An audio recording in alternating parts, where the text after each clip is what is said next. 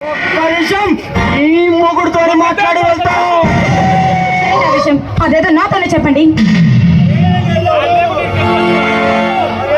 మరి ఏమీ లేదు. భైరవ్ సింగ్ మనుషులతో ఏరియాకి కొత్తగా వచ్చారంట. వాళ్ళ గురించి తెలియదు. ఏదో వాళ్ళతో పొగరగా మాట్లాడారంట. వద్దు, వాళ్ళతో పెట్టుకోవద్దని చెప్పు. వద్దు, వాళ్ళతో పెట్టుకోవద్దని చెప్పు. వాళ్ళు తెలుసుకుంటే మీ మొగుడిని చిటికలో శవంగా మార్చి మొగుడు మోస్తాన్ని కేజీ లెక్క పార్సల్ చేస్తారు. మీలాంటి వాళ్ళని ఆయన సర్వీస్ లో చాలా మందినే చూశాడు. మర్యాదగా ఇక్కడ నుంచి బయటికి వెళ్ళండి. రాలేదే మాటలతో పోయేదాన్ని దాకా ఎందుకే తేవడం? ఎక్కడ చూడు ఉన్నారా చెప్పు. చూడు పాప, పావుకి కూరల్లో వేసి ఉంటుంది, వేసి ఉంటుంది, కానీ నాకు నిలువెల్లా విషమే. మేము చెప్పినట్టు విను.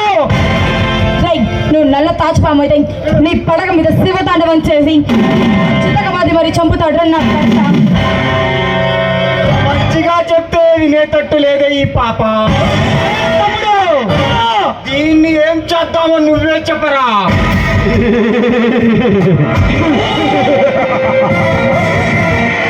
దీన్ని అరటి పండు మీద తొక్క తీసినట్టు దీని ఒంటి మీద ఒక్కొక్క నూనె పోగు తీసి దీన్ని నగ్నంగా ఆడబోతా ఉన్నాయా? అలా చేద్దామంటావా? వద్దులే, ఆ విషయం ఆ మాట వినడానికి అసహ్యంగా ఉంది. అలా చేస్తే మరీ అసహ్యంగా ఉంటుంది. ఒక ఆడదాంతో ఇలా మాట్లాడడానికి మీకు సిగ్గులేదు?